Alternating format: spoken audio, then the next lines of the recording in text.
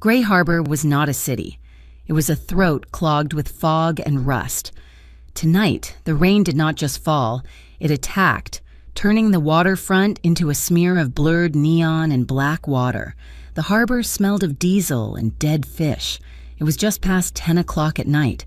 A procession of gleaming black sedans, silent as sharks, cut through the mist.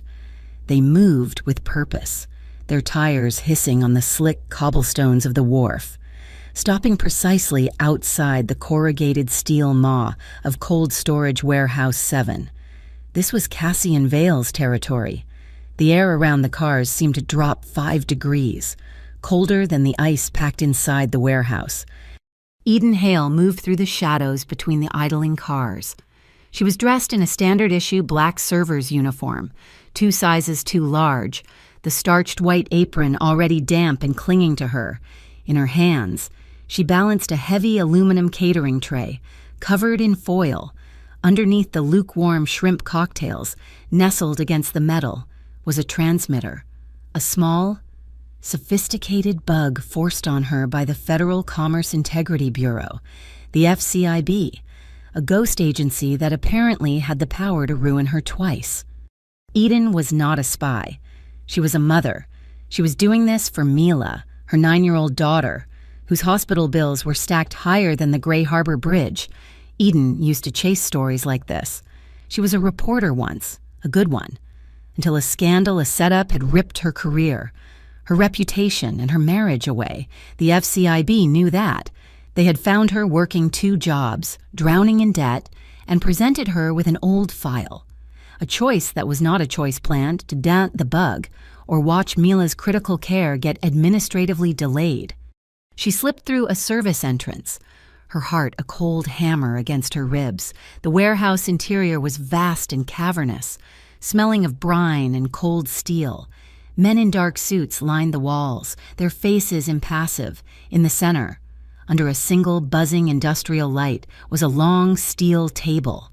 They were waiting. "The refreshments," Eden murmured, her voice sounding thin and foreign in the huge space. She walked toward the table. Every step an agony of exposure. The sound of her own breathing was deafening. She just had to set it down. Just place the tray and walk away. She placed the tray on the table. Clang, thud! The heavy steel door behind her slammed shut, the sound echoing like a gunshot. A man near the door held up a small device, its red light blinking furiously. "We have a signal," the man said, his voice flat. "Active transmission." The air evacuated Eden's lungs. The men at the walls did not move, but the atmosphere tightened, pulling taut like a wire. A figure detached itself from the deepest shadows at the far end of the warehouse. He moved with an unsettling grace, not hurried, but inevitable. Cassian Vale. He wore a dark wool greatcoat, the shoulders damp with rain, tailored so perfectly it looked like armor. He stopped about 10 feet from her. His face was all harsh angles and control, but it was his eyes that held her. They were the color of the harbor water at midnight, cold and reflective, showing her nothing but her own terror. He did not look at the tray. He looked only at her. His voice was low, gravelly, not loud but penetrating every corner of the warehouse. "Who sent you?" Eden opened her mouth, but no sound came out. A lie would get her killed. The truth would get her killed. Before the silence could stretch for another second, a different sound pierced the tension. The distant, panicked wail of a car alarm, triggered by the electromagnetic pulse from the signal detector. And then, the service door burst open again. "Mommy." A small figure darted into the warehouse. Mila. She must have hidden in the back of the station wagon, terrified of being left alone. Now, she was sprinting across the concrete floor, her face pale with fright, clutching something tight in her fist. Instinct took over. In a fraction of a second, 3 of Vale's men drew their firearms, the sound of metal clearing leather shockingly loud. "No!" Eden screamed, throwing herself in front of her daughter, shielding the small body with her own. She squeezed her eyes shut, bracing for the impact. It never came. "Stand down." Cassian Vale's voice cut through the air again, this time sharp with command. Eden risked opening her eyes. Vale had his hand raised, palm out. The guns were lowered, though not holstered. He stared at the child, his expression unreadable, but the lethal intent had recessed, replaced by something else. Annoyance, and perhaps a flicker of profound irritation. He did not permit violence in front of children. Eden grabbed Mila, pulling her close. "Mila, honey, you have to go. You should not be here." Mila was shaking, tears streaming down her face, but she held her ground, looking directly at the terrifying man in the dark coat. She thrust her small hand forward, the fist still clenched. "You leave my mommy alone," she shouted, her voice trembling but defiant. "If you hurt my mom, I'll call her people." Mila opened her hand. In her palm was not a phone. It was a simple, silver locket on a chain, Eden's locket, the one her own mother had given her. Mila held it up like a talisman, a shield. The gesture was so absurd, so childishly brave, that the entire room froze. The armed men looked confused. Cassian Vale's eyes narrowed. He looked at the child, then at the locket. The tension in the room shifted from lethal to purely strange. He took a step closer, ignoring Eden's protective flinch. He nodded curtly at the locket in Mila's hand. "Noah," he said. A man in a sharper suit stepped forward. "Boss, check it." "Check what it's jewelry." "Cassian," Noah said. "Check it." Noah sighed, produced a pair of thin electronic tweezers, and gently, almost apologetically, took the locket from Mila's grasp. He examined the hinge. He twisted the small clasp at the bottom, a clasp Eden had never even noticed. The locket did not open to reveal a picture. The face of it popped off. Noah stared into the mechanism. "Boss," he said, his voice suddenly losing all its boredom. "You need to see this." He turned the open locket toward Cassian. Eden craned her neck. It was impossible. Nestled inside the silver casing, where a tiny, folded photograph should have been, was a minuscule black rectangle. It was a high-density microdrive. Eden stared at it, her blood running colder than the warehouse air. She had worn that locket for 15 years. She had never known. 3 years ago, the words felt like acid. 3 years ago, Eden Hale had been the sharpest investigative reporter in Gray Harbor. She had a sixth sense for sniffing out dirty money, and she had aimed it squarely at a complex shell corporation washing funds through the port. She had been relentless. She had been right, and she had been framed. The story was stolen, twisted, and published under her byline with falsified documents pointing to the wrong man. Her source vanished. Her editors threw her to the wolves. The resulting lawsuit obliterated her career. Her husband, who had only ever loved her success, could not handle the disgrace. He left in the wreckage.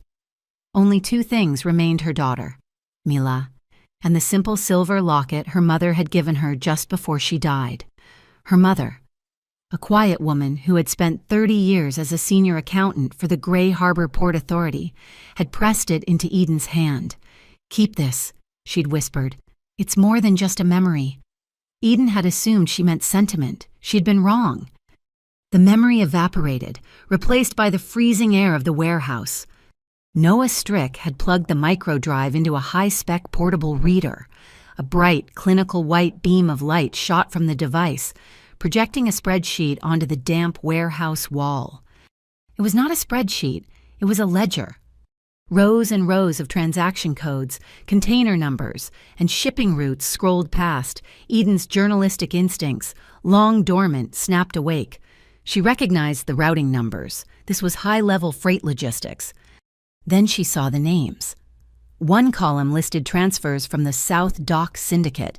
The other column listed authorizations from the Gray Harbor Port Authority. Cassian Vale stepped closer to the wall, his face impassive, but his eyes missing nothing. The South Dock Syndicate, his direct rivals, the organization he was currently in a cold war with for control of the harbor. And here was digital proof they were in bed with the Port Authority, the supposedly neutral entity that governed all of them. Noah scrolled to the final entry, a locked directory. The file name was Project Locket. Beside it was a logo, a stylized eagle and scales, the insignia of the Federal Commerce Integrity Bureau. But it was wrong. Eden stared, her mind racing. The eagle's head was facing left, not right. The scales were unbalanced. It was a subtle, expertly crafted fake. "I have never," Eden said, her voice shaking but gaining strength, "seen that drive before in my life." Cassian turned his cold gaze back to her. "A convenient defense. You walk into my warehouse, carrying a transmitter, and your daughter just happens to be holding a drive containing evidence against my primary rival." He took a slow step toward her. "You are bait, well executed, but bait nonetheless." "No," Eden snapped, pulling Mila tighter behind her. "Use your head. If I was bait, why would I be the one carrying the payload? If this Project Locket is what they wanted you to see, why hide it in my locket? Why not just leak it? And if the FCIB sent me, why is their logo fake?" She was breathing hard, the reporter resurfacing. "I was sent here to plant that." She pointed a trembling finger at the catering tray. "The bug, that was the FCIB's entire plan. They are blackmailing me. This," she gestured to the wall, "this locket, this is my mother's." Her voice cracked. "She worked at the Port Authority. She must have put it there before she died." Cassian watched her, his expression a mask of granite. Noah Strick cleared his throat. All eyes turned to him. "She might be telling the truth, boss," Noah said quietly, holding up the small scanner he had used on the tray. "The transmitter in the catering dish is standard government issue. Low cost, wide frequency, easy to trace back to a federal source if you know how. It's sloppy." He then pointed to the microdrive. This is military grade, heavy encryption, custom architecture. The signature is completely clean. No manufacturing markers. The people who made this drive are not the same people who gave her that bug." He looked from Cassian to Eden. Two different players. Boss, someone is playing her, and someone else. Someone is playing everyone. The silence in the warehouse was absolute, broken only by the hum of the cold storage units and Mila's quiet sniffles. Cassian Vale stared at Eden for a long, calculating moment. He saw the terror, but beneath it, he saw the spark of defiant intelligence. He saw the woman who had gotten too close 3 years ago. And he saw the locket, a dead woman's legacy. "You have 2 options," he said, his voice dropping back to that low, final tone. "You can leave. My men will escort you and your daughter out of this warehouse. The FCIB will be waiting. The South Docks Syndicate will learn what you're carrying. You will not survive the night." He paused, letting the cold reality sink in. "Or," he continued, "you and the child come with me. You will be placed under my protection at Highline Manor. You will be safe. No one will touch you." "And in return," Eden whispered, already knowing the answer. "In return," Cassian said, "you will use that reporter's brain of yours, and you will help me find out what Project Locket truly means. You will help me tear down the people who used your mother and who are trying to destroy you." It was another choice that was not a choice. A gilded cage instead of a shallow grave. For Mila. It was always for Mila. Eden Hale looked at the most dangerous man in Gray Harbor. She gave a single sharp nod. "We'll go with you." Cassian signaled to his men. The tension broke. Guns were holstered, doors were opened. A black SUV, sleek and armored, glided to the warehouse entrance. Noah gently handed the locket, now closed, back to Eden. As she bundled a shivering Mila into the plush leather interior of the truck, a burner phone, the one the FCIB had given her, vibrated in her pocket. She pulled it out. A new text message glowed on the screen. It was not from her handler. It was from an unknown number. "Deviate from the script, and your daughter's medical files get lost." Eden's blood turned to ice. She was trapped, caught between the overt threat of the federal agents who held her daughter's life in their hands and the silent, lethal protection of the Dawn sitting across from her. The price of the truth, hidden in her mother's locket, was a cage built by 3. Highline Manor was not a house. It was a statement of power. Perched high on the cliffs overlooking Gray Harbor, it was a fortress of black steel and dark glass, designed to see everything and be seen by no one. The armored SUV passed through 3 separate security checkpoints before gliding into a subterranean garage. Yet inside, the sterile, fortress-like quality gave way to something unexpected. The air was warm and still. While Cassian's men remained posted, they were discreet, fading into the architecture. He led them not to a sterile guest wing, but to a vast 2-story library. Books, real books with worn leather spines, lined the walls from floor to ceiling. A massive, unlit fireplace dominated one wall, and a deep-piled rug softened the floor. Mila, who'd been clutching Eden's hand in silence, let go. She walked, mesmerized, toward a shelf filled with illustrated classics. "You can read any of them." Cassian's voice startled Eden. He was standing by the door, having shed his damp greatcoat. He was just a man now, albeit a terrifyingly composed one, in a simple dark sweater and trousers. A late dinner is being prepared. The dinner was served in the library, on a low mahogany table. The tension was thick enough to cut. Mila, however, seemed to have recovered her nerve, emboldened by the proximity of so many books. She was eating a grilled cheese sandwich that had been cut into precise triangles. She looked at Cassian, who was nursing a glass of dark liquor, and asked the question Eden had been choking on. "Are you a bad man or a good man?" Noah, standing by the door, visibly tensed. Eden froze, her own sandwich halfway to her mouth. Cassian Vale looked at the 9-year-old girl. His face remained neutral for a beat, and then something unprecedented happened. The corner of his mouth twitched. It was not quite a smile, but it was the first crack in the marble facade. A tiny, dry laugh escaped him.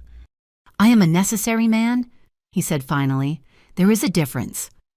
Mila considered this. "Okay, can I have more apple juice?" As he nodded for Noah to retrieve it, Eden watched him.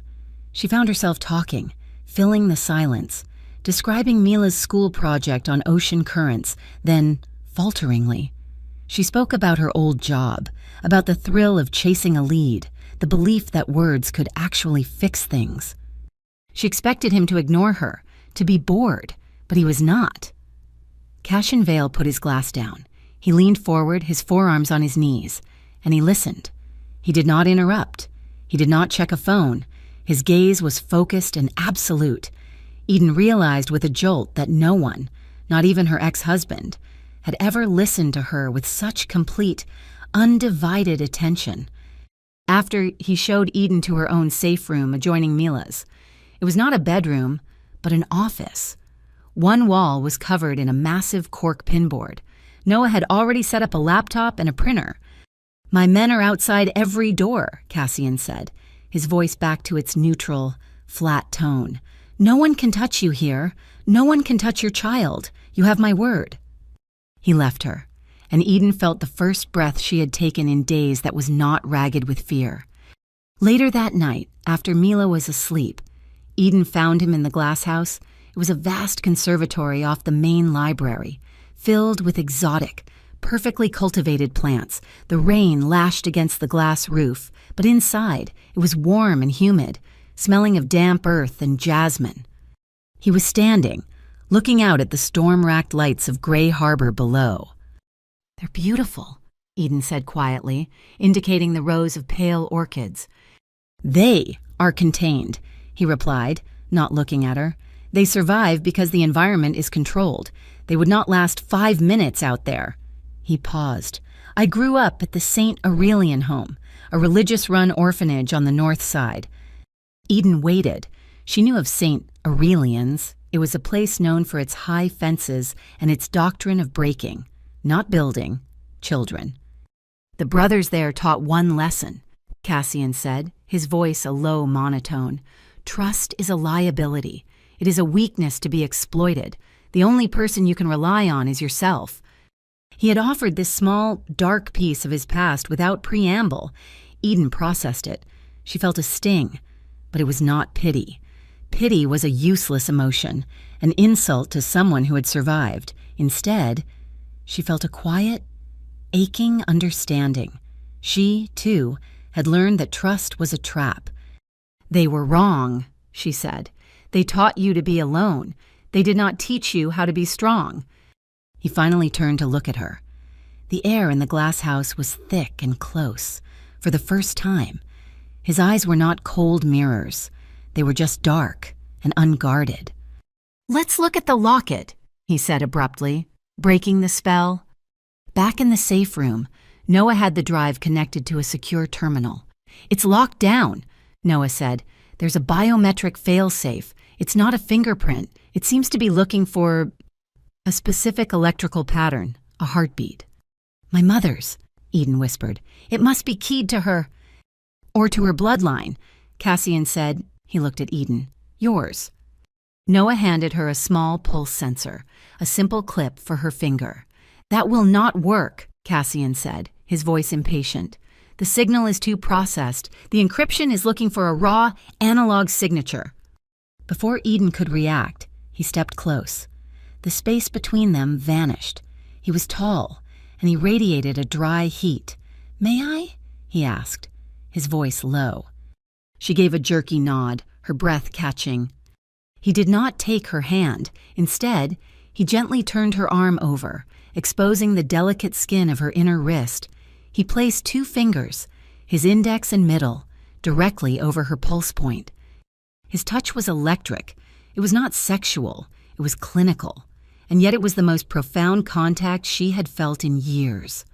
A jolt of pure, unadulterated warmth shot up her arm, straight to her chest, where her own heart stammered in response. She could feel the slight, rough texture of his fingertips, a cartographer's touch mapping her veins. She looked up, and he was already looking at her. His eyes were fixed on hers, and she saw him register the sudden, sharp intake of her breath. She saw his own pulse jump in his throat. The air crackled. They both pulled back at the same instant, as if burned. Eden turned away, her face hot, pretending to check the laptop. Cassian cleared his throat and stepped back, clasping his hands behind his back. On the screen, Noah typed, "Acquiring biometric key. Acquired." A new file directory clicked open. "We are in," Noah said. The data unspooled. It was not just a ledger, it was a complete shadow budget. Millions of dollars. Funneled from the South Dock Syndicate, laundered through legitimate port contracts, and deposited into a single encrypted account. The Harridan Re-Election Fund, the mayor, and the entity coordinating every transfer, signing off on the faked invoices and ghost shipments. A digital signature appeared, FCIB Task Force Alpha, the same fake logo from the Locket. "My God," Eden breathed, her journalistic instincts taking over her shock. "It is not just corruption. The mayor is using a fake federal unit to finance his campaign with mafia money." Cassian Vale's face was carved from ice as he stared at the projection on the wall. The mayor, the South Dock Syndicate, a phantom federal unit. The pieces clicked into place, forming a picture far darker than simple corruption. "It is a purge," he said, his voice a low rumble. Eden looked at him, uncomprehending. "It is money laundering, millions of dollars." "The money is the grease," Cassian said, turning from the wall to pace the room. "The operation is the machine. They are not just funding Harridan, they are building a pretext. They let the South Dock Syndicate run rampant. Then this, Task Force Alpha, will emerge to discover the corruption." The blood drained from Eden's face as she understood. "They will link the South Dock to you. They will frame you as the kingpin, controlling both." And just like that, Cassian concluded, Harridan becomes the hero who cleansed Gray Harbor, riding a wave of popular support right back into office. He gets the port, he gets the city, and my organization, and theirs, are surgically removed. He makes himself a king by painting me as the dragon. As he spoke, a quiet, insistent chirp sounded from Noah's terminal. "Boss," Noah said, his voice tight, "we have an aerial, high-speed UAV, moving fast, Thermal scanning pattern. It is painting the house. Cashin's eyes went flat. Lock it down! Before Eden could ask what he meant, she heard a series of heavy, staggered thuds echoing through the manor, like giant tumblers falling into place. What was that? Thermal blocking shades, Cassian said, moving swiftly to a master security panel in the main hall. And magnetic locks on every external door. They saw us. Now, we are blind to them, and they are blind to us. It is too late! Noah called out, his eyes fixed on a different screen showing the rear service gate. They are not just scouting, they are here. On the monitor, a black, unmarked utility van had screeched to a stop. 6, maybe 8. Figures in full tactical gear were piling out, moving with practiced, silent efficiency. They wore no insignia, save for the same stylized, fake FCIB logo on their shoulders. They wanted us to open the drive, Cassian said, his voice devoid of all emotion. It was a beacon. Noah, get the child. Take her to the library's inner vault, now. He looked at Eden, his gaze absolute. Stay with her. Do not open that door until I come for you. What are you going to do? Eden whispered, her hand already on Mila's bedroom door. Pest control. Cassian did not go for a gun. He moved to the center of the vast, dark atrium. Eden watched on the monitor as the team breached the rear door. They fanned out, their helmet-mounted lights cutting cones of white through the darkness. The moment the last man was inside, Cassian hit a control on his wrist. Every light in the manor died, plunging the atrium into absolute blackness, then disorienting. High-intensity strobes ignited from the ceiling, pulsing at a sickening, irregular rhythm, thick. White smoke began to pour from the floor vents, obscuring everything. The operatives shouted in confusion, their helmet lights rendered useless in the blinding, chaotic fog. Through the low-light feed, Eden watched Cassian move. He was a phantom. He flowed through the smoke and strobes, a blur of motion. He did not shoot. He did not permit the sound of gunfire in his home, not with Mila just one floor above. Instead, he dismantled them. It was not a fight. It was a precise, brutal, and utterly silent countermeasure. He used speed, leverage, and the environment. An arm was hyperextended. A man was slammed into a marble pillar. He moved from one target to the next, a study in controlled, non-lethal violence. In less than 60 seconds, it was over. The operatives were incapacitated, lying on the marble floor, disarmed and groaning. All but one, the team leader, a woman, stood cornered against a pillar, her weapon kicked away, breathing hard. Cassian emerged from the thinning smoke, not a hair out of place. He stopped 10 feet from her. Who is your handler? The woman just smirked. Eden had crept from the library, drawn by the sudden, terrifying silence. She stepped into the atrium light, and her heart stopped. She knew that face. She knew that smirk. You, Eden breathed, the words stolen from her lungs. The woman's smirk widened. Hello, Eden. Long time no see, and you look terrible. It was Verity Cole, the agent who had worked with her on the story that had destroyed her life, the woman who had supplied the fake documents, the woman who had set her up and vanished. You work for Harridan, Eden stammered, trembling with a rage that was 3 years cold. I work for the winning side, Verity said, shrugging. You are always too emotional. Eden, too sloppy. Cassian stepped between them, breaking Eden's gaze. The name. Verity Cole actually laughed, a short, sharp bark. You are just a gangster, Vale. You are so far out of your league you cannot even see the stadium. This is a state matter. This is my state, Cashin replied, his voice soft. Verity's earpiece chirped. Extraction, she said, her amusement fading. She reached into her vest pocket. Cassian tensed, but she moved with deliberate slowness. She pulled out a single, black USB drive. A message from management, she said. She dropped it to the floor and kicked it toward him. Then she pulled a pin from her vest, triggering a blinding flashbang. By the time Eden's vision cleared, Verity Cole was gone. slipped out a side passage like a ghost. Cassian did not touch the drive. Noah emerged, scanned it, and plugged it into his terminal. It was completely empty. He ran a deep file recovery. One deleted, 0-byte text file was found. He opened it. The screen displayed 3 words. Bring the child. A white-hot, protective fury Eden had never known flooded her system. They are using my daughter. They are targeting my daughter. Cassian's face was stone. No, he said. They are trying. He made a call. His voice clipped. Activate the Patron protocol. Full relocation, now. He turned to Eden. She's not safe here. I am moving her to the Red Foundry. What is that? A community art space I fund in the industrial district. It is public, anonymous, and the upper floors are a secure compound no one knows about. She will be taken there immediately, disguised as part of a private youth drawing class. She will be safer there than anywhere in the city. Eden hated it. Hated her daughter being a piece on a chessboard. I am not just going to hide while they move my daughter around. I have to fight back. We have to leak the Locket data.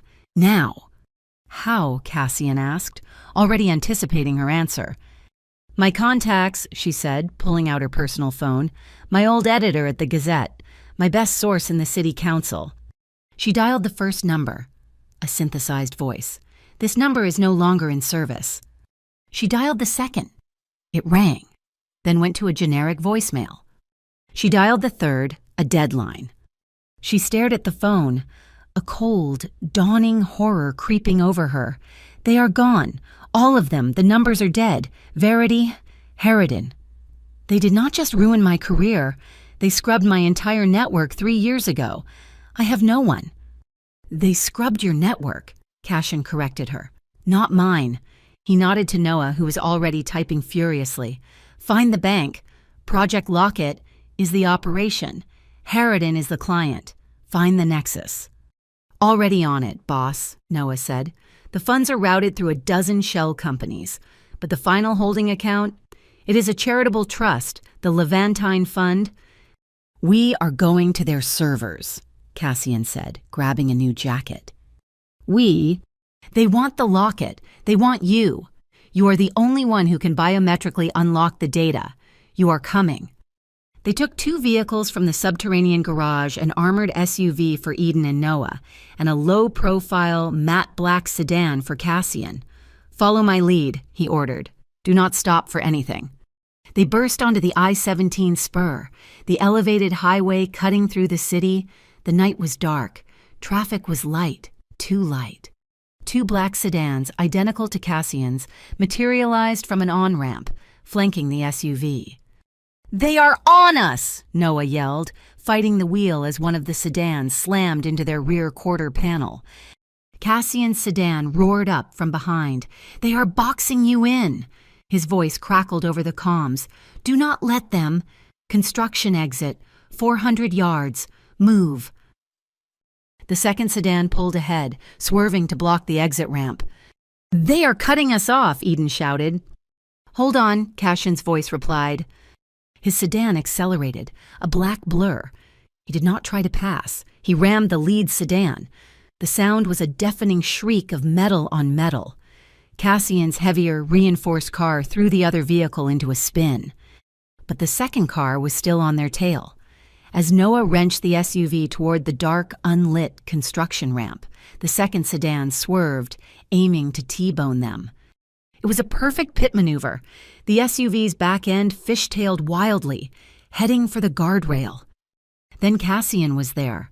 He had cut across 2 lanes, intentionally placing his own car between the SUV and the attacker. It was a sacrificial block. The attacking sedan, unable to stop, smashed directly into Cassian's driver's side door. The impact was brutal. Noah regained control, gunning the engine and plunging the SUV down the ramp to safety. Eden looked back. Cassian's car had spun to a stop, smoke pouring from the chassis. The attacker's car was wrecked against the concrete divider. We have to go back, Eden screamed. We cannot, Noah said, his face grim. Orders. Her comms crackled. It was Cassian. His voice was strained, tight with pain. Get her to the foundry. I will meet you there." "You are hurt," she said, her voice shaking. A beat of silence. "Go, now." When they arrived at the red foundry an hour later, he was already there, leaning against a brick wall in the alley. He tried to hide it, but his suit jacket was torn, and his left shoulder was soaked in dark, wet crimson. The red foundry's safe room was nothing like Highline Manor. It was smaller, functional, its walls lined with industrial shelving rather than leather-bound books, but it felt warmer, the exposed brick walls retaining a day's heat. Cassian sat on the edge of a steel desk, his face pale under the track lighting, his jaw set. Eden returned with a heavy first aid kit, her hands tight. "Noah let me in. He's watching Mila downstairs. She thinks you are all playing a game." Cassian did not reply, his eyes fixed on the far wall. "You have to take the jacket off," Eden said, her voice quiet. He did, slowly, hissing as the torn fabric pulled at the wound. He shrugged off the ruined suit jacket and the dark shirt beneath, leaving him bare-chested from the waist up. The wound was not a gunshot, but a deep, ragged tear in the muscle of his left shoulder, dark with blood, likely from a piece of sheared metal in the collision. Eden's hands trembled as she opened the antiseptic bottle. She poured it onto a square of sterile gauze, her stomach lurching. "You might want to—" "Just do it," he said. His voice clipped. She pressed the gauze to the wound. Cassian's entire body went rigid. A sharp, ragged breath tore from his lungs, and he shut his eyes tight, his right hand clenched into a fist on the desk, his knuckles white, the muscles in his uninjured shoulder and across his chest seized, standing out in sharp relief. Eden held the pressure, her own breath held in sympathy. She was so close she could feel the wave of heat radiating from his skin. The air was thick with the sharp smell of antiseptic and the metallic tang of his blood. "I'm sorry," she whispered. "It is fine," he bit out. She worked in silence, her initial tremor steadying into a focused, clinical calm. She cleaned the edges of the gash, her touch becoming more confident, and as she worked, she felt a change in him. The iron-hard tension in his shoulders began to unspool. The fist on the desk slowly uncurled. His breathing, which had been harsh and shallow, deepened, slowing to a steady, quiet rhythm. He had consciously, deliberately, relaxed. He was letting her see him in pain. He was trusting her. The realization made her own heart ache. "I have never," she said, her voice barely audible, "been so afraid in my entire life. Not in the warehouse, not when Verity was there." She taped a thick bandage into place, her fingers brushing his skin. "I was afraid on the highway. When I saw your car spin, I thought he had killed you." He remained still, his eyes still closed. "And I hate it," she continued, the words spilling out, a confession in the quiet room. "I hate that I am grateful to you. I hate the system that put me in that warehouse. I hate that my daughter's life depends on a man who does what you do. And I am terrified of what you are, Cassian, but I am more terrified of what they are." He opened his eyes. They were dark, and all the ice was gone, replaced by a profound, weary stillness. He looked at her, his gaze holding hers. "Control," he said, his voice low and rough. "It is the only thing I have ever had. From the day I left St. Aurelian's, every move is planned, every outcome is calculated. There are no surprises." He paused, and his expression shifted, something vulnerable breaking through. "When I see your daughter, when I see her look afraid, I lose it, all of it. That is a feeling I do not know. On the highway, when I saw that car aiming for you, I did not calculate, I just moved." He looked down at his bandaged shoulder as if it belonged to someone else. "I hate it, too. Eden, that kind of fear. It makes a man reckless." They stood there, inches apart. The space between them was electric, charged with their confessions. She had finished her work, but her hand lingered on his arm. She should have pulled away, but she did not. He did not move either. He looked at her mouth, then back to her eyes. The silence stretched, filled only by their breathing. "May I?" he asked. The question was a bare whisper, a request for permission so profound it made her tremble. Eden could not find her voice. She just nodded, a single, small movement. He raised his uninjured hand, not to her face, not to her waist, but slowly, placing it flat against her back, his palm resting between her shoulder blades. It was a gesture of support, a gesture of safety. It was not possessive. He leaned in slowly, giving her every chance to retreat. She did not. The kiss was not what she expected. It was not a hard, demanding kiss of a dawn. It was hesitant. It was slow and deeply respectful. It was just the soft pressure of his mouth against hers. A question. The taste of him was whiskey and something metallic and warm. Her heart hammered against her ribs, a frantic bird. She responded, parting her lips slightly, and her own hand came up to rest on his chest, over his heart. She could feel the steady, strong beat beneath her palm.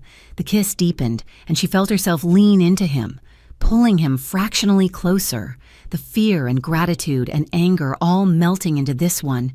Impossible connection. A sound drifted up from the floor below, a clear, bright peal of laughter. Mila. They both pulled back at the same instant, not in guilt, but in awareness. They looked at each other, and a small, mirrored smile touched both their faces. The boundary was clear. The boundary was tenderness and promises, and the small girl downstairs who was the center of it all. He did not move his hand from her back. Instead, he leaned forward and rested his forehead against hers. His skin was warm. She closed her eyes, breathing him in. "When this is done," he murmured, his voice thick, "when she is safe, I want to kiss you like a normal man, in a normal place, with no blood and no lies." Eden let out a shaky breath. She kept her eyes closed, her hand still on his heart. "Let's survive it first," she whispered. The Red Foundry safe room became a war room. The target, Mayor Harridan's re-election gala, held in 2 days at the Aurora Museum of Industry. "Harridan is arrogant, Ma," Cassian said, his bandaged shoulder a stark white against his dark sweater. "The Levantine Fund is a primary sponsor of the event. Their secure server will be networked directly to the museum's donation terminals." Noah typed, his fingers a blur. "He is right. They're running a live encrypted donation tracker. If we can get inside that network, we can access the fund's master server. We need the encryption keys." "We cannot hack it from the outside," Eden said, her mind snapping into its old journalistic focus. "The firewalls are too strong. We need to be inside the room." "Exactly," Cassian said, "which is why we are all going. It is a legal infiltration, a heist of the mind." The plan was simple and insane. The Aurora Museum was Vale territory, one of his first legitimate acquisitions. He had funded its smart lighting renovation. "I own the wiring," he said simply. Eden would be their way in. She reactivated her old press credentials, posing as a freelance reporter covering the society event. "No one will look twice at a reporter with a laptop bag," she said. That bag would hold Noah's custom-built key-scraping device. Cassian would attend as what he was, a mysterious, high-level donor, drawing all the security focus. While they planned, Mila sat in the art studio below, safe with a formidable ex-military woman who Cassian introduced only as Helen. Mila was drawing, her tongue sticking out in concentration. When Eden went to check on her, Mila held up the picture. It was a crayon drawing of 3 stick figures, one tall, one medium, one small, standing on a pier under a yellow sun. "It is us," Mila said proudly. 3 people at the docks, for when we all go home." Eden kissed her, her heart aching. Before she left, Mila unhooked the locket from her own neck and pressed it into Eden's hand. "For luck. Mommy, it is your mother pass." The night of the gala, the Aurora Museum was a blaze of light, a glass and steel cathedral humming with the sound of jazz and champagne. Eden wore a simple black dress Noah had procured, her press pass clipped to the lapel, the laptop bag heavy on her shoulder. The locket was cold against her skin.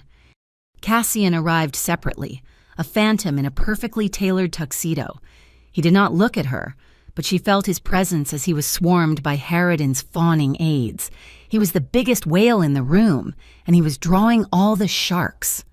Eden moved along the edges of the crowd, setting up her equipment near the main donation terminal, pretending to check her light meters.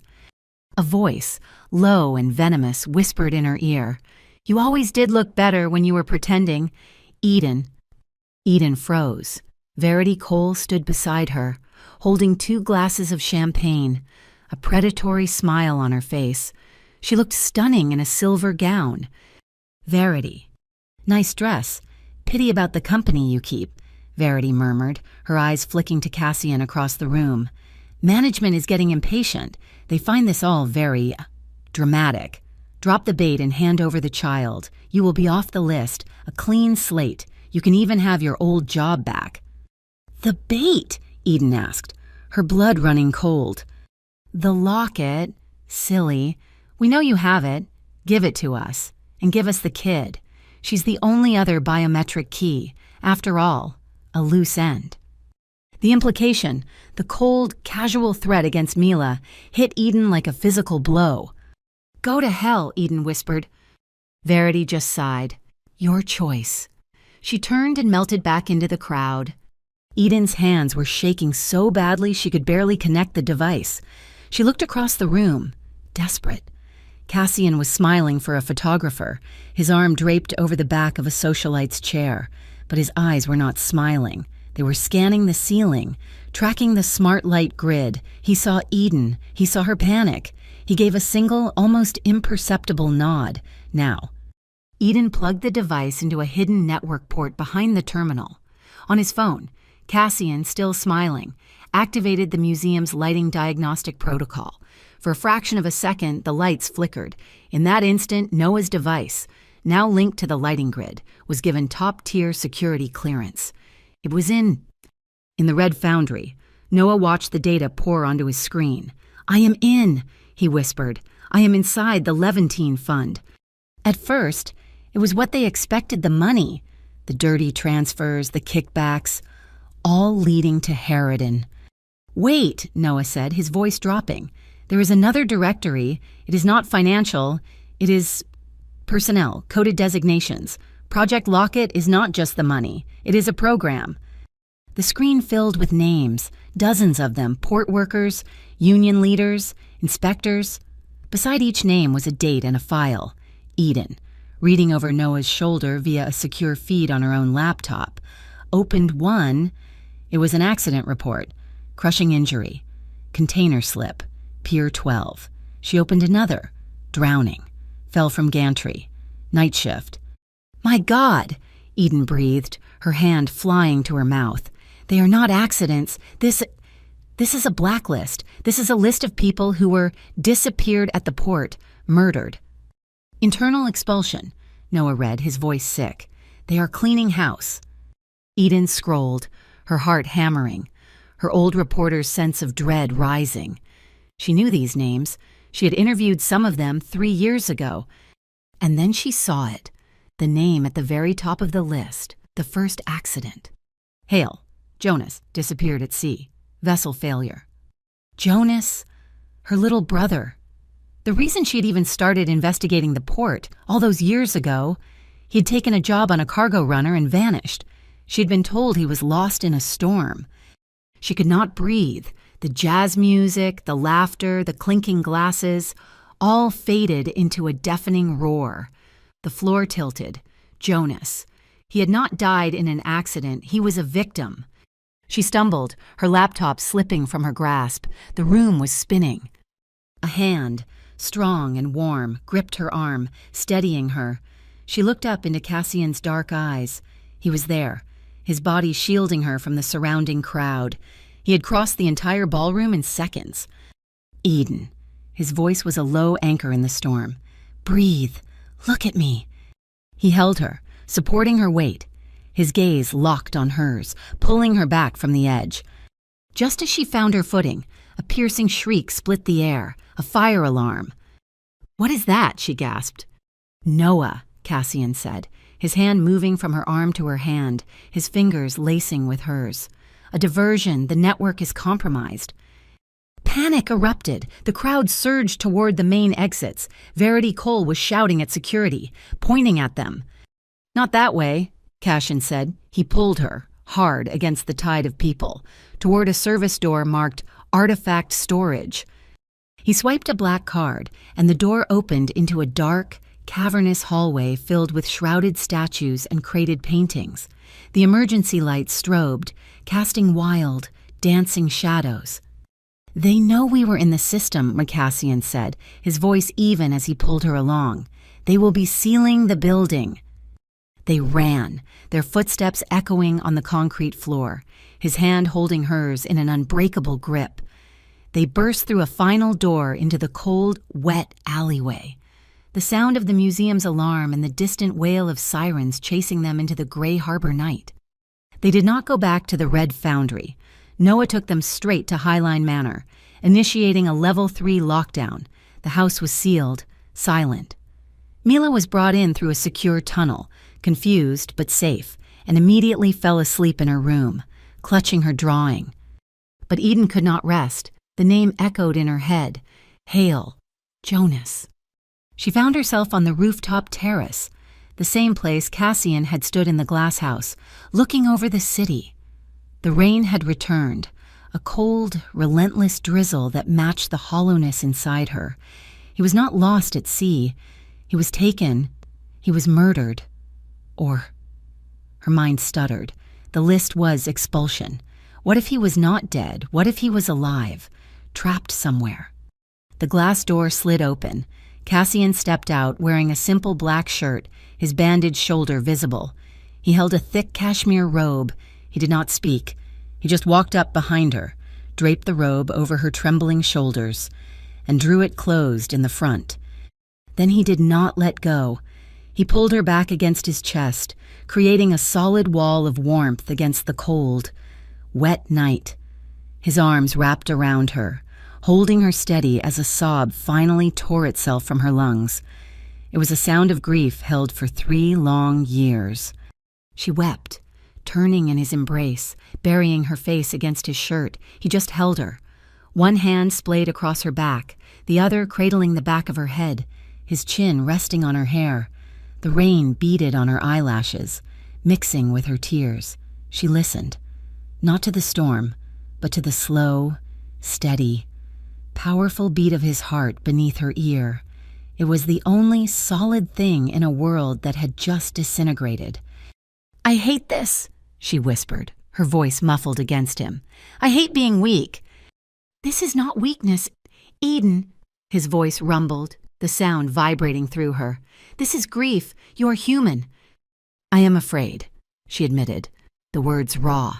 "I'm terrified of your world, of the guns and the smoke and the silence in you, but I just ran across a ballroom full of monsters, and the only person I felt safe with was you."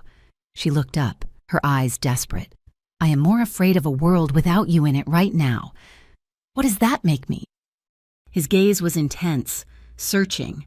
He looked down at her, and the control in his face warred with something softer, something painful. "It makes you like me," he said, his voice rough. "I fear nothing. Not Harridan, not the Syndicate, not death." He paused, his thumb brushing a raindrop from her cheek. "But I fear this. I fear my power. I fear that the very thing that keeps you safe, the monster I have to be, is the one thing that will end up wounding you, that I will be the one who hurts you the most, just by existing." "You have not," she whispered. "You are the only one who has not." That was all it took. The admission broke the final thread of his restraint. He kissed her, and this time, there was no hesitation. It was not the gentle exploration of the safe room. This was a kiss of raw, desperate need, a claiming. It was deep and sure, a drowning man finding air. His mouth moved over hers, and she responded with equal fire, her hands clutching his shirt, pulling him closer. It was a kiss of truth, of fear, and of promises made in the dark. Their breaths mingled, warm against the cold air, their bodies pressed together, fitting perfectly, his strength surrounding her, her softness yielding to him. His hands moved, one tangled in her damp hair, the other sliding down her back, pressing her hips against his. A silent, unmistakable language. And just as the fire threatened to consume them both, they stopped. They pulled apart by mutual, unspoken consent. Their foreheads touched, and they stayed there, breathing each other in, their chests heaving. The boundary was not a child's laughter this time. It was a shared, conscious decision. It was a promise to Mila. It was the knowledge that this was not the end, but the beginning. And it had to be protected. He stayed on the terrace until her shivering stopped. When he led her inside, she was exhausted, emotionally scoured clean. In her bedroom, she sat on the edge of the mattress, the borrowed robe pooled around her. He stood by the door, watching her. "I will have Noah stand guard," and he said, "No," she said, her voice small. Will you stay?" She saw the question in his eyes and clarified, her face warming. "Not like that, just stay. I do not want to be alone." He looked at her for a long moment. The man from St. Aurelian's, the man who trusted no one. He crossed the room, sat on the edge of the bed next to her, and simply took her hand. His grasp was warm and firm. "I will be here when you wake up," he said. Eden lay down, still in the robe, and he stretched out on top of the covers beside her, his shoes still on. Never releasing her hand, she fell asleep in seconds, for the first time in years, feeling utterly and completely safe. Sunlight, pale and gray, woke her. She was tangled in the robe, her hand still held fast in Cassian's. He was asleep, his face turned toward her. In sleep, the harsh lines were gone. He looked younger, almost peaceful. The door burst open. Mommy, wake up. Helen says we can make pancakes." Mila skidded to a stop at the foot of the bed, her eyes wide. She looked at her mother, then at the large, dangerous man sleeping beside her. She looked at their joined hands. A slow grin spread across her face. "You look just like my drawing," she giggled. "The three people at the docks." Cassian's eyes snapped open. He was instantly awake, but his body did not tense. He saw Mila, and the hard edges of his face softened. "Pancakes?" he asked, his voice gravelly with sleep. The next hour was a dream, a bizarre, domestic fantasy. In the kitchen of Highline Manor, Cassian Vale, Dawn of Grey Harbor, proved to be surprisingly adept at flipping pancakes. Eden made coffee, her real coffee, and Mila chattered, dousing her stack in syrup. They laughed. Eden watched Cassian smile, a real, unguarded smile. As Mila explained her drawing in excruciating detail, it was a fleeting, impossible glimpse of a normal life, a ray of sunlight before the final storm. The storm broke at noon. Noah appeared, his face grim. "Boss, a message came in, not to us. It was routed to the smart tablet in Mila's playroom." He held up the device. A text-to-speech audio file was open.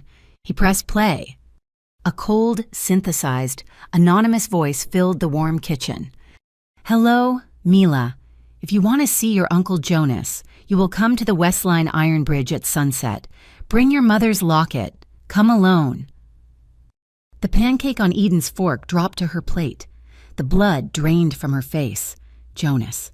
They had him. They knew about Jonas. "It is a trap," Cassian said, his voice flat, the warmth of the morning gone, replaced by ice. "I do not care," Eden said, standing up, her hands shaking. "They have my brother. They know he is alive. I am going."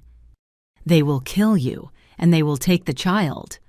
"Then you stop them," she shot back, her eyes blazing with a desperate, familiar fire. "I'm going. That is my brother." Cassian looked at her, his face a mask of cold calculation. He saw the mother, the sister, the reporter who would not back down. He gave a single, sharp nod. "You are right. You are going." He stood. Every trace of the pancake-flipping man gone. The dawn was back. "But they do not set the rules. I do. We will go, and we will end this. The Westline Iron Bridge was a skeleton of rust and rivets, a forgotten artery over the sluggish gray river. As sunset bled across the sky, the wind did not just blow, it howled, shrieking through the steel cables like a tormented spirit. The air was cold and heavy with the smell of wet metal and impending violence.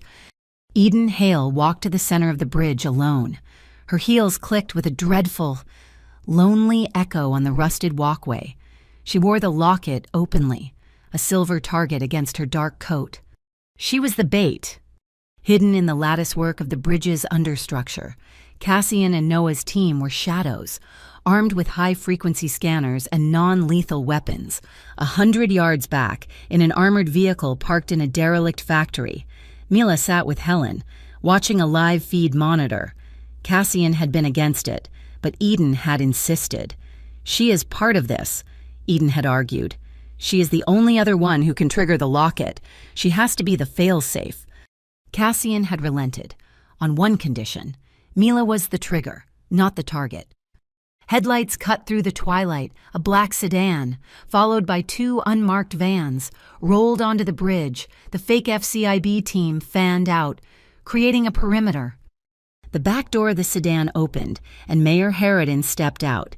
He was not in his usual politician suit, but a dark, expensive overcoat, his face arrogant and impatient in the gloom. "Eden Hale," he said, his voice carrying on the wind. "You have caused a remarkable amount of trouble for a dead reporter." "Where is my brother?" Eden demanded, her voice shaking but clear. Harridan smiled, a thin, reptilian gesture. He nodded to a man beside him, who held up a tablet. The screen lit up, showing a video. A man, thin and pale, with Eden's eyes, was chained to a pipe in a dark, damp room. He was alive. He was breathing. It was Jonas. Eden's breath caught in her throat. Jonas? He is uncomfortable, but alive, for now, Harridan said smoothly. He gestured to the locket. "The item. Give it to me, and you and your child get a ticket out of Gray Harbor, a flight to anywhere, a new life. We will even wipe the FCIB file we used to blackmail you." "And Jonas," Eden whispered, her hand instinctively moving to the locket. Harridan shrugged. "Let's call his fate. A matter of destiny. We will see how generous I feel after I have what I want. Now, the locket." Eden looked at the video of her brother, her resolve crumbling. She had a choice. Her brother's life, or the truth. She looked at Harridan, at his cold, assured face. He would kill Jonas anyway. He would kill them all. But the sight of her brother... Her hand closed around the locket. She was about to unclasp it. "No, Mommy?" A small, high voice, amplified by a speaker, blasted across the bridge. "You cannot give it to him." Harridan spun, confused, searching for the source of the voice. Who is that, the child? In the armored van, Mila, her small face a mask of furious determination, leaned into the microphone Helen held. On the bridge, hidden on Eden's person, was the real locket, the one keyed to her biometrics, but the trigger was not proximity. It was voice, Mila's voice. "You think this is for you?" Mila shouted, her voice echoing over the iron girders.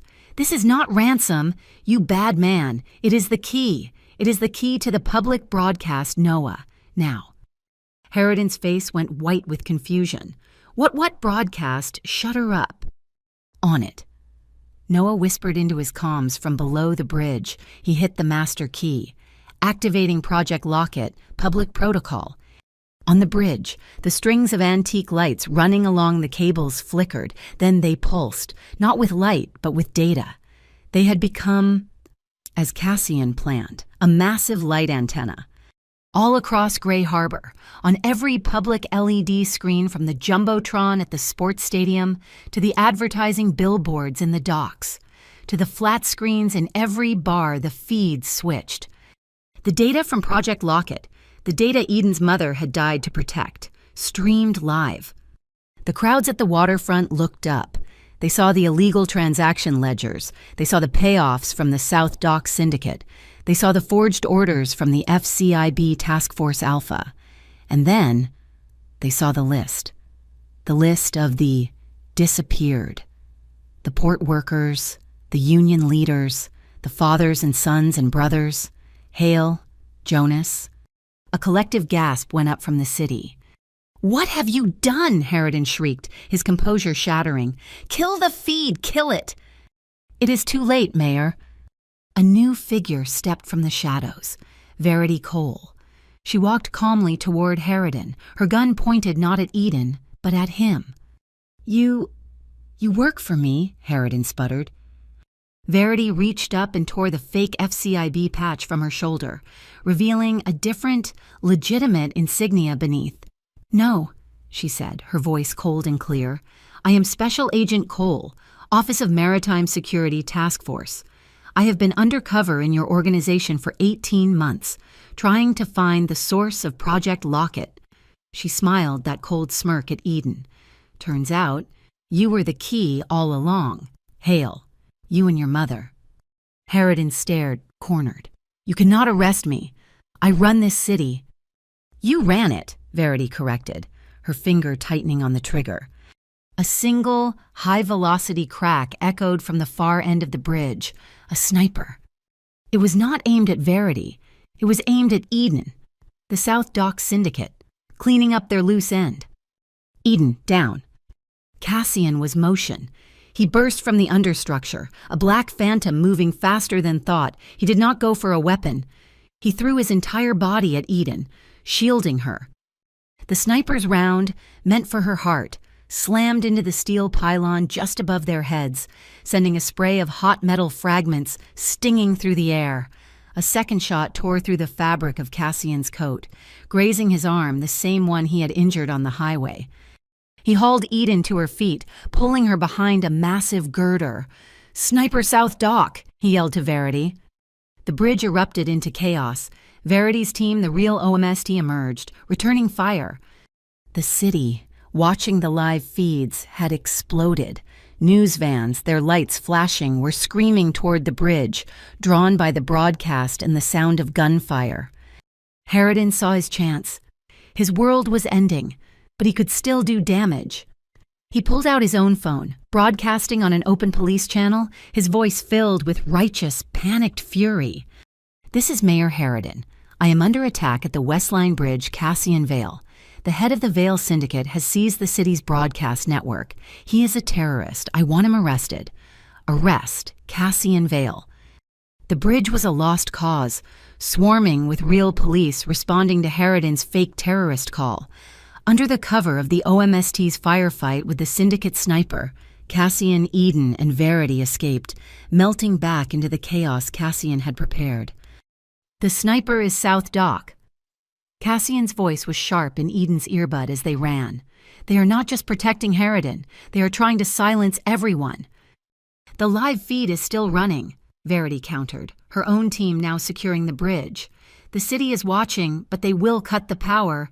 We need Jonas. Now." "Harridan's van," Eden said, her mind racing.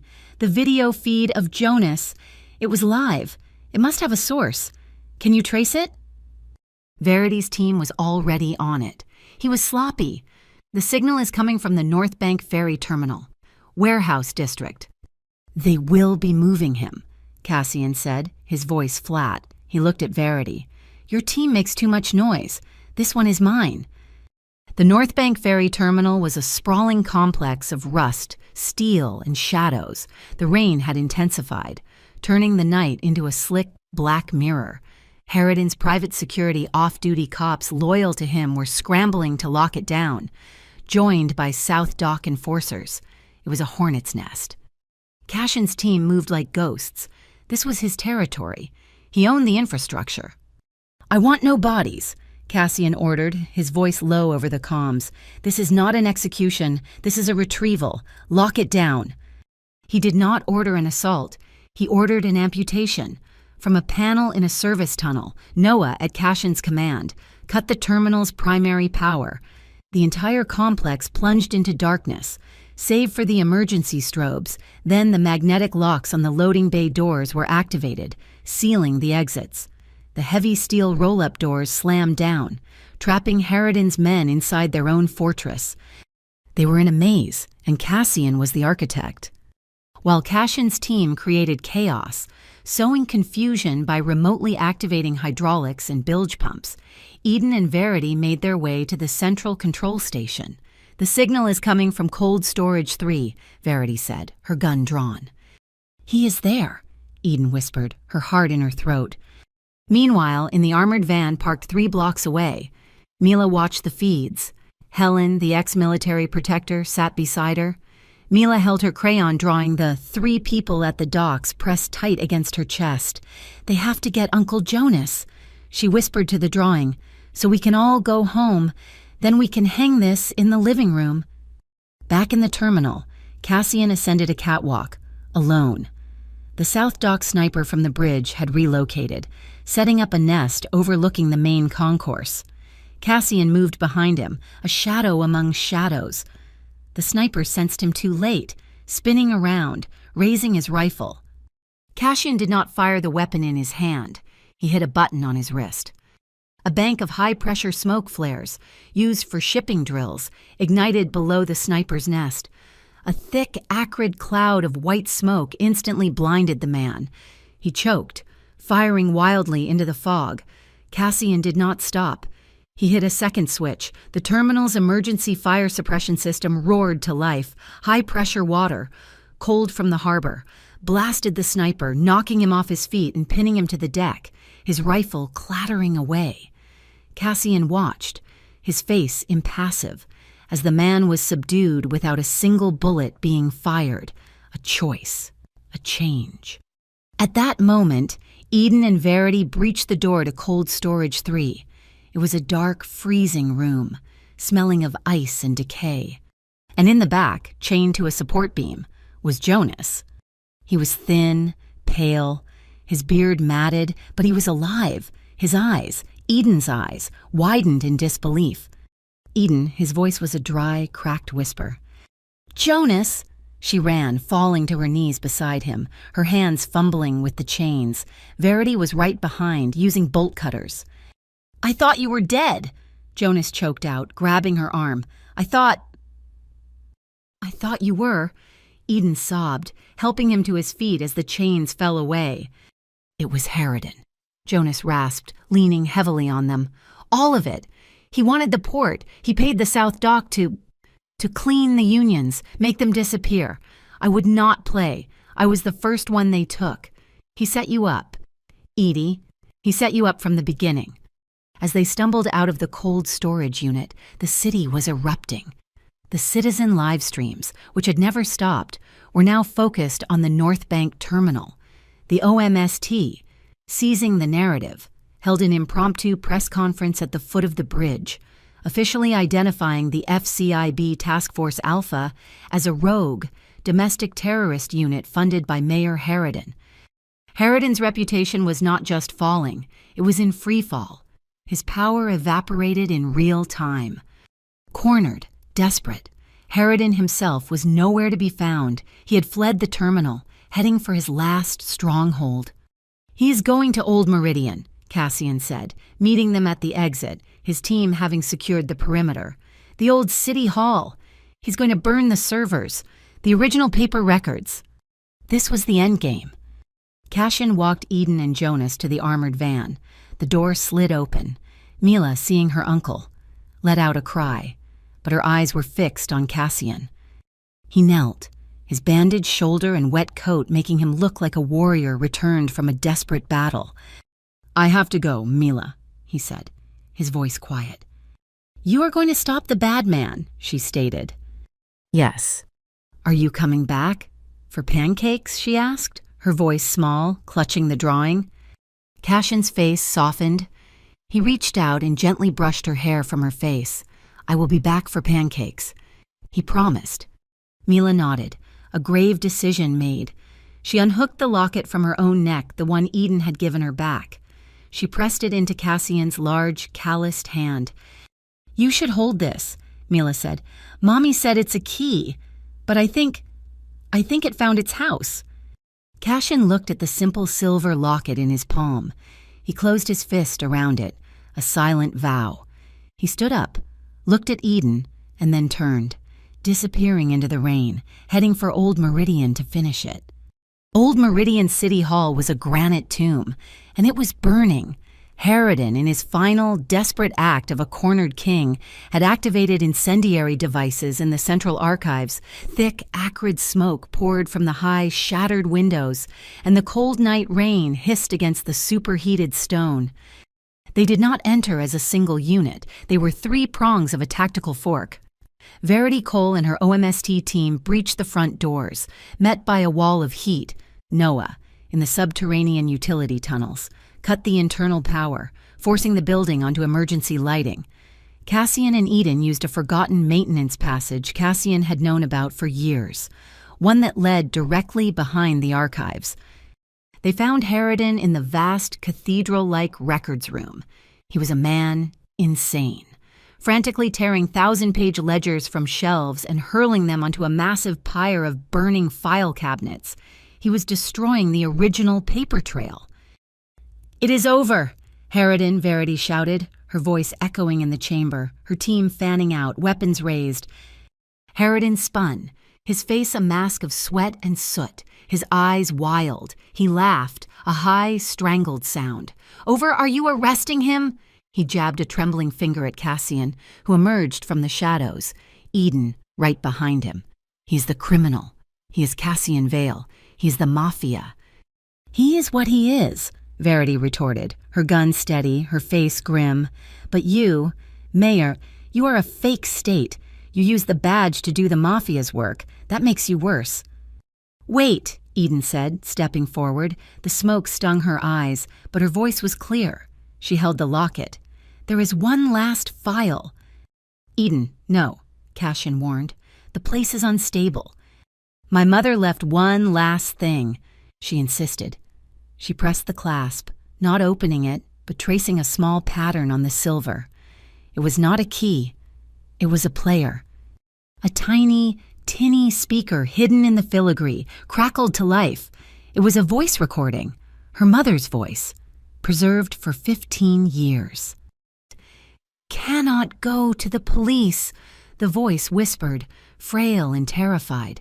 "Harridan owns them. I cannot go to the syndicates. They are the ones paying. I am hiding the full ledger, the master key, in my daughter's locket. And I am sending a copy, just one, to the only other power in this city I can trust. The one they call the final gatekeeper. The man who stands between the state and the street. The one who does not answer to either." Cassian stood motionless, the firelight casting flickering shadows across his face. He remembered the sniper on the ferry terminal. He remembered the smoke, the water, the choice to subdue, not to kill. He had preserved life when death was easier. He was the gatekeeper her mother, an accountant he had never met, had trusted him, not the police, not the gangs. She had trusted him to be the balance. "A ghost story!" Harridan shrieked. He lunged, not at Verity, not at Cassian, but at the one person who mattered. He grabbed Eden, yanking her back, pressing a small, silver pistol to her temple. He used her as a human shield. "Everyone drops their weapons," he screamed, his voice cracking. "Drop them, or she dies." Verity's aim faltered. Her team froze. Cassian Vale did not. He looked at Harridan, his gaze absolute, showing no fear, no anger. He was the eye of the storm, slowly, deliberately. He unholstered his weapon and placed it on the floor. He kicked it away. "Let her go, Harridan," Cassian said, his voice calm, almost conversational, as he took a slow step forward. "Stay back, I will kill her." "You are done," Cassian continued, taking another step, drawing the mayor's manic focus. "The city has the data. The OMST has the bridge. You are standing in a burning building, holding your last mistake. You had choices. You chose this fire. Is this how you want to end it?" "Shut up!" Harridan screamed, his arm tightening around Eden's throat, his eyes darting to Cassian. He took his eyes off Verity for one fatal second. The sound of her weapon was a sharp crack. It was not a kill shot. It was a neutralization. The bullet struck Harridan's wrist. The pistol clattered to the burning floor. Harridan howled, collapsing, clutching his shattered hand. A massive support beam overhead groaned, tearing free from the ceiling. It crashed down, bringing a cascade of fire and stone. "The roof is coming down," Verity yelled, grabbing the whimpering Harridan and dragging him toward her team. "We are out now." Cassian was already moving. He ran to Eden, but the path back was blocked by a wall of flame. The floor was gone. He did not hesitate. He scooped her up, his arms strong, lifting her as if she weighed nothing. Eden cried out, wrapping her arms around his neck as he turned and ran. Not through the fire, but through it. He charged through the inferno, his own body shielding her from the worst of the heat and the falling debris. They burst through the massive front doors, collapsing onto the wet, slick pavement, just as the entire central tower of Old Meridian fell in on itself. The air was chaos. Rain and ash fell from the sky. Sirens screamed. Cassian was on his knees, coughing, his lungs raw. Eden looked at him, her face streaked with soot, her hair singed. He looked at her, his savior, his liability, his reason. In the middle of the square, surrounded by flashing red and blue lights, with the city hall burning behind them, he leaned forward. He kissed her. It was not a gentle kiss.